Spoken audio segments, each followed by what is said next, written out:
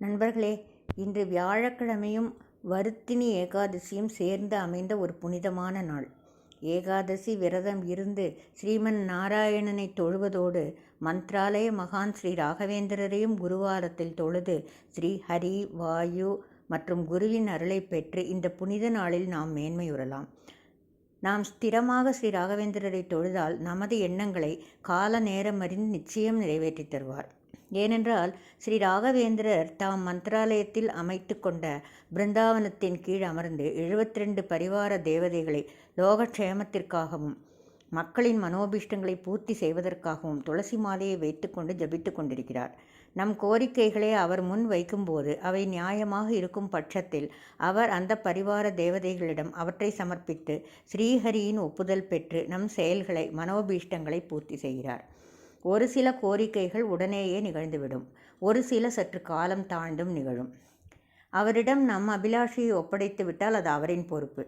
சுவரில் அடித்த பந்தை போல் உடனேயே பலன் கிடைக்கவில்லையே என்று வருந்துதல் கூடாது. அவருக்கு யார் யாருக்கு எப்போது அருள வேண்டும் என்று நிச்சயமாக தெரியும். நண்பர்களே, நாம் நம் பக்தி சிந்தனா சேனலில் ஒவ்வொரு குருவாரமும் குருவாரம் குரு மகிமை என்ற தலைப்பில் மந்த்ராலய மகான் ஸ்ரீ ராகவேந்திரரின் சில மகிமைகளை கண்டு வருகிறோம் அல்லவா? அந்த வரிசையில் நம் வீடியோ எண் 107 மூலமாக இன்றைய குருவாரமும் அவரது சில பல மகிமைகளை காண்போம் வாரீர். தக்க தருணத்தில் தயை புரிவார். ஹாவேரி ராமாச்சார் என்பவரின் குமாரர் ராஜாச்சார் என்பார். இவர் கண்ணம்பாடி ஸ்ரீ ஸ்ரீ ராகவேந்திர சுவாமிகள் பிருந்தாவனத்தின் பூஜகராக திகழ்ந்து வந்தார். பூஜைகளை அனுதினமும் நேம நிஷ்டையுடன் ஆத்ம சுத்தியோடு செய்து வந்தார். ஆனால் ராஜாச்சாருக்கு இவ்வளவு புலமை இருந்தும் வறுமை குடிக்கொண்டிருந்தது. ஏழ்மையிலும் அவர் செயல்களில் ஏற்றம் இருந்தது. போஜனத்திற்கு அவருக்கு ஒன்றும் குறைவில்லை. ஆனால் தாராளமாக அவர் இஷ்டத்திற்கு செலவு செய்யாத முடியாத நிலை அவ்வளவே. இந்த நிலையில் ராஜாச்சாருக்கு கண்ணிலே பொறை ஏற்பட்டது. நாளுக்கு நாள் பொறை வளர வளர பார்வை குறைந்து வந்தது. ஒரு கட்டத்தில் பிருந்தாவனத்திற்கு சரியாக சந்தனமிட்டு முத்திரையிடக்கூட முடியாத அளவிற்கு கண்ணிலே தடுமாற்றம் ஏற்பட்டது. குருராஜரிடம் தினம் தினம் இது குறித்து கண்ணீர் வடித்தவாறு இருந்தார். குருராஜா, நான் செய்யும் சேவைகளில் உனக்கு பிடித்தமில்லையா? அதனால்தான் என்னை ஒதுங்கு என்று இவ்வாறு நோய் தந்தனையா? நான் செய்யும் பூஜைகளில், அலங்காரங்களில், ஆராதனைகளில் உனக்கே திருப்தி இல்லாத போது நான் செய்வது தவறுதான். இனியும் இந்த உத்தியோகத்தில் நான் இருப்பதில் நியாயமில்லை. நானாகவே ஸ்ரீமடத்திற்கு சொல்லி விலகிவிட வேண்டியதுதான் என்று ஒரு நாள் கண்ணீர் மல்க வேண்டியவாறு தட்டு தடுமாறி அலங்காரம் செய்து கொண்டிருந்த போது அவரை காண ஒருவர் வந்திருப்பதாக தகவல் வந்தது. பூஜைகளெல்லாம் முடிந்த பின்னர் வந்தவர் யாரென்று அறிய வெளியே வந்தார். தேடி வந்தவரையும் சந்தித்தார். சுவாமி, நான் மல்லேஸ்வரத்திலிருந்து வருகிறேன். என்னை காணவா? ஆம், உங்களை காணவே வந்தேன். அதோடு உங்களை அழைத்து போகவும் வந்தேன். ஐயா, தாங்கள் என்ன சொல்கிறீர்கள்? நான் ஒன்றும் செய்யவில்லையே. சுவாமி, எதற்காக பயப்படுகிறீர்கள்? நான் ஒரு டாக்டர். உங்களுக்கு சிகிச்சை அளிக்கவே அழைத்து செல்ல வந்தேன். நான் உங்களை கண்டது கூட இல்லையே. தவிர கண்ணில் ஆபரேஷன் செய்து கொள்ளும் அளவிற்கு எனக்கு பொருளாதார வசதியும் இல்லை. நீங்களாகவே பைசா தந்தாலும் நான் வாங்கப் போவதில்லை. உங்களுக்கு இலவசமாக ஆபரேஷன் செய்ய வேண்டும் என்பது ராயரின் ஆணை. ஐயா, என்ன சொல்கிறீர்கள்? ராயரின் ஆணையா? ஆம் சுவாமி, ஸ்ரீ ராகவேந்திரர் என் கனவிலே தோன்றி தங்களை சந்தித்து அழைத்து வந்து ஆபரேஷன் செய்து மீண்டும் இதே இடத்தில் கொண்டு வந்து விடுமாறு அருளி இருக்கிறார்கள். அப்பா குருராஜா, நான் உன்னிடம் மானசீகமாக தினம் தினம் வேண்டிக் கொண்டதை இவ்வளவு பொறுமையாக கேட்டு தகுந்த நபரையும் அனுப்பியுள்ளாயே. கோடிக்கணக்கான பக்தர்களில் என்னையும் ஒரு பொருட்டாக மதித்து என் மீது கருணை கொண்டு கடாட்சித்திருக்கிறாயே என்று தனக்குத்தானே ஆனந்தித்து கண்களில் நீர் சொரிய நின்றிருந்த ராஜாச்சாரை சுவாமி என்ற டாக்டரின் குரல் தான் சுயநினைவிற்கு கொண்டு வந்தது. சுவாமி, நீங்கள் என்னோடு இன்றே ஆஸ்பத்திரிக்கு வர வேண்டும். உங்கள் அலுவலகத்தில் இது குறித்து இப்போது பேசிவிட்டுத்தான் வருகிறேன். அப்படியே ஆகட்டும் என்று சொல்லி அன்று மாலையே அவருடன் புறப்பட்டு மல்லேஸ்வரம் சென்று அவரின் மருத்துவமனையில் அறுவை சிகிச்சை செய்து கொண்டு தகுந்த ஓய்வெடுத்து பின்னர் டாக்டரே மீண்டும் கண்ணம்பாடியில் கொண்டு வந்து சேர்ப்பித்தார். இந்நிகழ்ச்சி 1991ஆம் ஆண்டு ஜூலை மாத கடைசியில் நடந்தது. திக்கற்றவர்க்கு தெய்வமே துணை என்று சொல்வார்கள். அது இந்த ராஜாச்சார் விஷயத்தில் எவ்வளவு நிதர்சனம் பாருங்கள். நம் மனத்தில் உள்ள குறை எதுவானாலும் ஸ்ரீ குருராஜரிடம் சமர்ப்பித்துவிட்டு நமது கடமைகளை சரிவர செய்து வந்தால் போதும். அது அவர் நிறைவேற்றுவாரா மாட்டாரா என்ற எண்ணமெல்லாம் இல்லாமல் நமது செயல்களை திடமாக செய்து வந்தால் ஏதேனும் ஒரு வழியில் நிச்சயம் அருள் பாலிப்பார். இதே கண் தொடர்பான இன்னொரு நிகழ்ச்சியில் ஸ்ரீ குருராஜர் நிகழ்த்திய அற்புதம் இருக்கிறது. அது எவ்வளவு மகத்தானது! கனவினிலே கண் சிகிச்சை. சென்ற நிகழ்ச்சியில் பறிப்போன பார்வையை மீட்டு கொடுத்தார். அடுத்த நிகழ்ச்சியில் வேறொரு டாக்டரை அனுப்பி இலவசமாக சிகிச்சை அளிக்க வைத்தார். தற்போது நாம் பார்க்க போகும் நிகழ்ச்சியில் தானே கனவினில் சிகிச்சை அளிக்கப் போகிறார். கனவினில் அளித்த சிகிச்சை கனவு முடிந்த பின் பலன் அளித்திருக்குமா? ஸ்ரீரங்கம் V.S. கிருஷ்ணமூர்த்தி ராவ் ஸ்ரீ ஸ்ரீ ராகவேந்திர சுவாமிகளின் மேல் அபார பக்தி கொண்டிருப்பவர். நன்றாக பாடுவார், கச்சேரிகளும் செய்து வந்தார். 1955ஆம் ஆண்டு ஆராதனை சமயத்தில் மந்திராலயம் சென்றார். ஆராதனை வைபவத்தில் கச்சேரி நிகழ்த்துவதற்காக சென்றார். ஆனால் அந்த நேரத்தில் அவருக்கு கண்ணில் ஒரு கட்டி வளர்ந்து ஒரு பக்க கண்ணே தெரியாத அளவிற்கு நிலைமை மோசமாக இருந்தது. வைத்தியம் செய்து கொள்ளக்கூட நேரமின்மையால் உடன் மந்திராலயம் செல்ல வேண்டியதாகிவிட்டது. சரியாக பார்க்க முடியாமல் எப்படி கச்சேரி செய்வது என்று மனத்துக்குள்ளேயே கலங்கினார். குருராஜரிடம் எதிரில் நின்று நோய் நீங்க வேண்டினார். அன்றிரவு V.S. கிருஷ்ணமூர்த்தி ராவிற்கு ஒரு கனவு. அந்த கனவினிலே அவருக்கு ஆபரேஷன் நடக்கிறது. கண்ணில் இருந்த கட்டி சரியாகியும் விடுகிறது. ஆபரேஷன் செய்த டாக்டர் கிருஷ்ணமூர்த்தி ராவிடம் கட்டணமாக 100 ரூபாய் கேட்கிறார். இந்த நிலையில் நான் எப்படி தருவது? ஆனால் நிச்சயம் தருவாயல்லவா? தருகிறேன், கொஞ்சம் அவகாசம் வேண்டும். நீ மந்திராலயத்தை விட்டு செல்லும் முன் என் ஃபீஸை கொடுத்துவிட்டு செல்ல வேண்டும். அப்படியே செய்கிறேன் என்கிறார் கிருஷ்ணமூர்த்தி ராவ். விடுகிறது. கிருஷ்ணமூர்த்தி ராவ் லேசாக கண்களை திறக்கிறார். கண்களில் எந்த உபாதையும் இல்லை. கட்டி இருந்த கண்ணை தடவி பார்க்கிறார். அங்கே கட்டியும் இல்லை. அவருக்கு உடலெல்லாம் மின்சாரம் பாய்ந்ததை போல் இருந்தது. அருகில் இருப்பவர்களிடமெல்லாம் கேட்கிறார். அவர்களும் கட்டி சரியாக விட்டதாக சொல்லவும் குரு ராகவேந்திரா என்று பெரிதாக கருதுகிறார். கனவினிலே நடந்த ஆபரேஷனில் கட்டி எடுக்கப்பட்டது என் பிரமை என்றிருந்தேனே, அது நிஜம்தானா? இது எப்படி சாத்தியம்? ராகவேந்திர மகாபிரபு நின் கருணா கடாட்சமே கடாட்சம். அப்போதைய பீடாதிபதி ஸ்ரீ சுயமீந்திர தீர்த்தர் கச்சேரி முடிந்ததும் ஸ்ரீ கிருஷ்ணமூர்த்தி ராவிற்கு சம்பாஷணை தரும் பொருட்டு ஊருக்கு திரும்ப சார்ஜ் கொடுத்ததோடு மேற்கொண்டு தனியாக 100 ரூபாயை தருகிறார். 100 ரூபாய் ஏன் சுவாமி அதிகமாக தருகிறீர்கள்? எல்லாம் காரணமாகத்தான் என்று ஸ்ரீ சுயமேந்திரர் சொன்னதும் கிருஷ்ணமூர்த்தி ராவிற்கு டாக்டரின் ஃபீஸ் நினைவிற்கு வருகிறது. அதை பெற்று அந்த 100 ரூபாயை உண்டியலில் போட்டுவிட்டு ஆனந்த கண்ணீருடன் ஊர் திரும்பினார் கிருஷ்ணமூர்த்தி ராவ். மல்லப்ப சிந்தே நிகழ்ச்சியிலாவது ஸ்ரீ ராகவேந்திரரே டாக்டர் உருவில் சென்று நிஜத்தினில் அறுவை சிகிச்சை செய்தார். ஆனால் இந்த கிருஷ்ணமூர்த்தி ராவிற்கு கனவினில் தான் சிகிச்சை செய்திருக்கிறார். அது நிஜத்திலே சரியாகி இருக்கிறதே. அப்பப்பா, என்னே அவர் மகிமை! இந்த V.S. கிருஷ்ணமூர்த்தி ராவ் ஒரு பிரபலமானவரின் தம்பி. அந்த பிரபலமானவர் ஸ்ரீ ஸ்ரீ ராகவேந்திர சுவாமிகளை பற்றி மணிக்கணக்கில் உள்ளமுருக பிரவச்சனம் செய்யக்கூடியவர். கேட்டோரையெல்லாம் நெக்குருக வைப்பவர். அவர்தான் V.S. வெங்கடரமண ராவ். மலையிலிருந்து அருவி கொட்டுவது போல் அவரது உபன்யாசம் அவ்வளவு சரளமாயிருக்கும். ஸ்ரீ ராகவேந்திரர்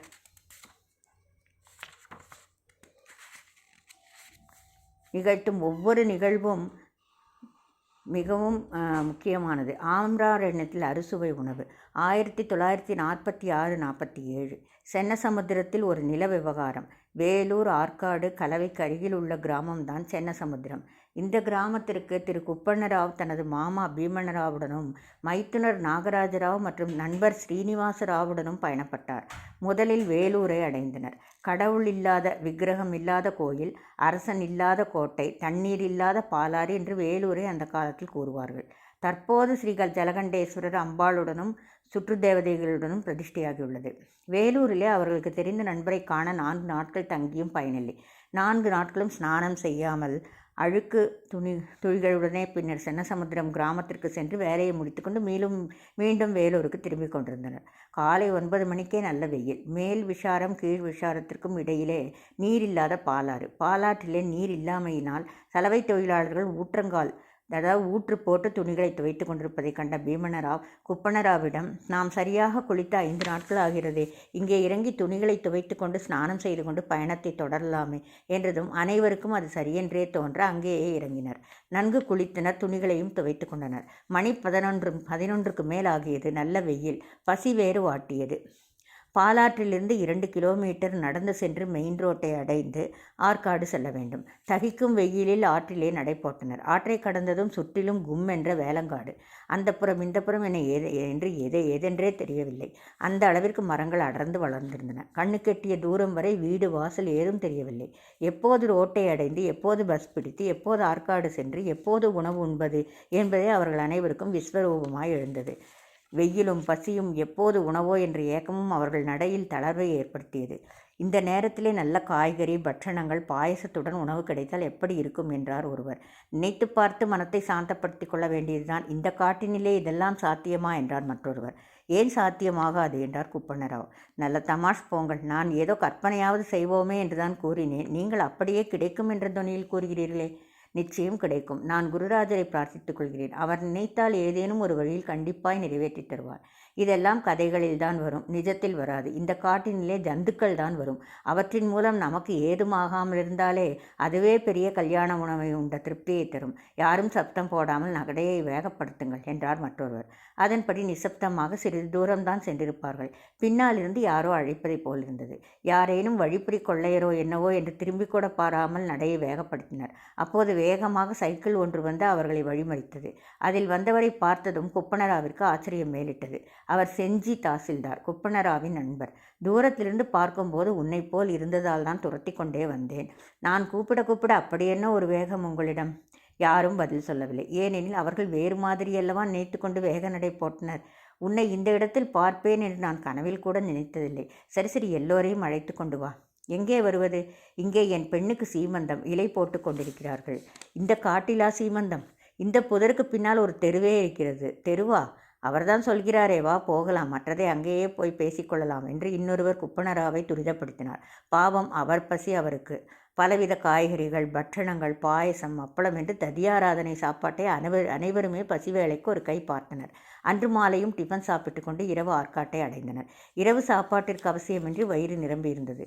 பார்த்தீர்களா, நான் வேண்டிக் கொண்டதைப் போல் ஸ்ரீ ராகவேந்திரர் நமக்கு தக்க சமயத்தில் எதிர்பாராத விதத்தில் விருந்து சாப்பாட்டை தந்துவிட்டார். குப்பண்ணரே, இதையே எத்தனை முறை கூறிவிட்டீர். நானும் உன் மனம் புண்படக்கூடாது என்று சும்மா இருந்து வருகிறேன் என்றார் ஒருவர். நீர் என்ன சொல்கிறீர்? இந்த பேச்சே வேண்டாம், வேறு ஏதேனும் பேசுவோம். இல்லை இல்லை, நீங்கள் சொல்வதை பார்த்தால் இது ராயரின் அனுகிரகம் இல்லை, ஏதோ எதேச்சையாக நடந்தது என்று சொல்வதை போல் இருக்கிறதே. ஆமாம், அப்படித்தான். தயவுசெய்து அப்படி சொல்லாதீர்கள். பாலாற்றிலே ஊற்றங்காலிலே நன்கு குளித்து முடித்து ஸ்ரீ ராயரை தரிசித்து கொண்டு வருகையில் என்னை எறியாமல் ராயர் மீது கொண்ட அதீத பக்தியினால் நிச்சயம் விருந்துணவு கிடைக்கும் என்று நான் கூறியதற்காகத்தான் ஸ்ரீ ராயர் என் நண்பரை அனுப்பி அதை நிறைவேற்றி வைத்திருக்கிறார் என்று எவ்வளவு உயர்வாக எண்ணி மகிழ்ந்து கொண்டிருக்கிறேன். அதனால் தான் இவ்வளவு நேரமும் பொறுத்து கொண்டிருந்தேன். நீர் அதையே சொல்வதால் ஸ்ரீ ராயரால் தான் கிடைத்தது என்று சொல்வதால் தான் எனக்கு சீற்றம் வருகிறது. நாம் பாலாற்றில் இறங்காமல் நேரே ஆற்காடு சென்றிருந்தால் அங்கே ஹோட்டலில் ஸ்பெஷல் சாப்பாடு சாப்பிட்டு தான் இருக்கப் போகிறோம். இதை கேட்டு குப்பனராவ் மௌனமாக இருந்தார். அவரின் கண்கள் கலங்கியிருந்தன. சரி சரி, இந்த விஷயத்தை இருவரவே விட்டுவிடுங்கள். நாளை காலை 4 மணிக்கெல்லாம் எழுந்து வேலூர் செல்ல வேண்டும். படுத்து உறங்குங்கள் என்றார் ஒருவர். அதற்கில்லை, நான் உண்ணும் ஒரு கவளம் சோறு கூட இறைவன் தந்த பிச்சை என்றுதான் இதுவரை நினைத்து வருகிறேன்.